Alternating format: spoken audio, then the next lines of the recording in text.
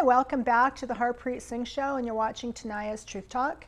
Before the commercial break, we were speaking with the lovely Diana. She is a former underage sex trade worker. She was talking about her experience in the sex trade as an underage minor. So, Diana, the things we were talking about before the commercial break, I can tell that you still carry a lot of emotion.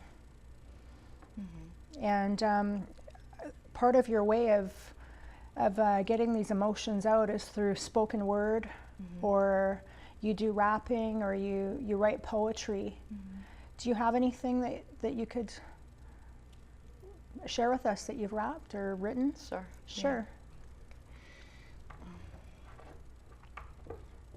My past definitely not padded like a bra. Support was added to frost.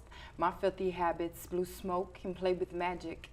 Anything to cope was automatic. No jokes, my smile like plastic in hopes that end not tragic. The shame of getting laughed at. My names were changed and washed under the bathtub.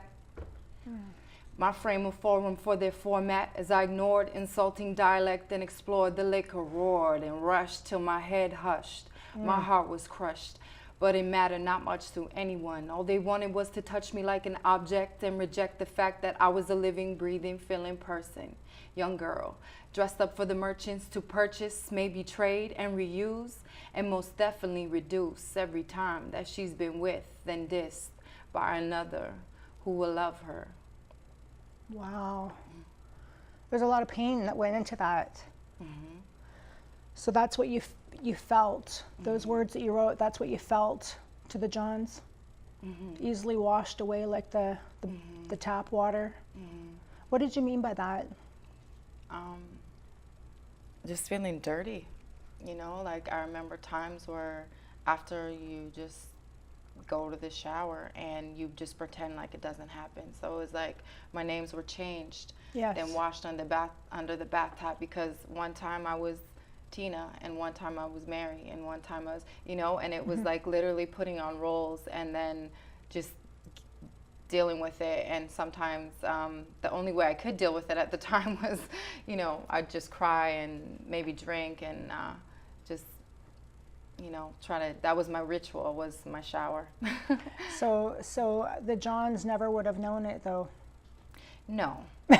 Probably not. So would it be fair to say to any Johns that purchase women that they don't like it? They're just pretending. But that's really how the majority of the women feel. I know that's how I felt. And I know that's what pretty much every woman that I rescue feels.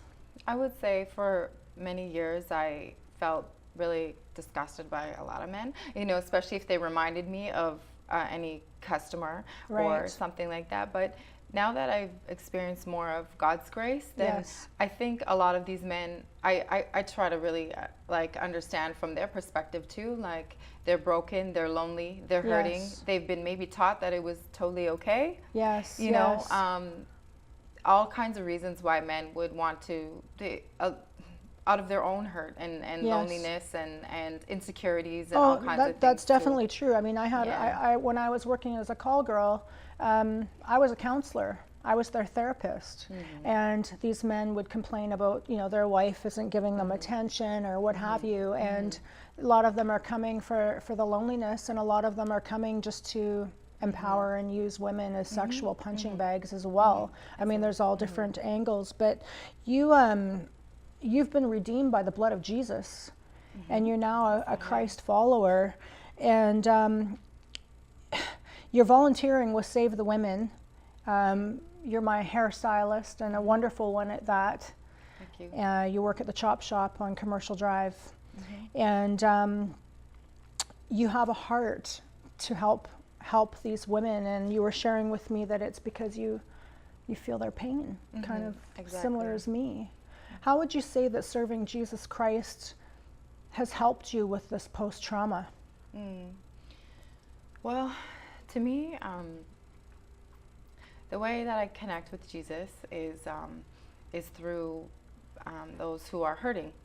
So because that's my whole basis of my relationship with Jesus, my whole faith surrounding who Jesus is and his love and how big it is. Right. And I know he cares especially for those who society is, he cares for everyone. Yes. But the reason why I love Jesus so much is that he notices those who they feel like they've gone unnoticed, that their pain has gone unnoticed. Right. You know, the orphans, the widows, Yes. the foreigners, right? Yes. The Bible talks about those people, you know, the broken, Yes. the bruised, the brokenhearted. discarded. Yes. Right? So that's what attracts me to Jesus and the gospel. So for me, like, this was a long time ago, long time ago that I was involved in prostitution. And Yes.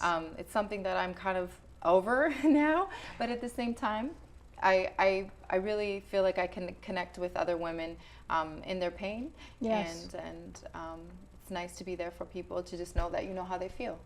Yes. Yeah. Yes, and you know, you're definitely a walking testimony of God's amazing grace.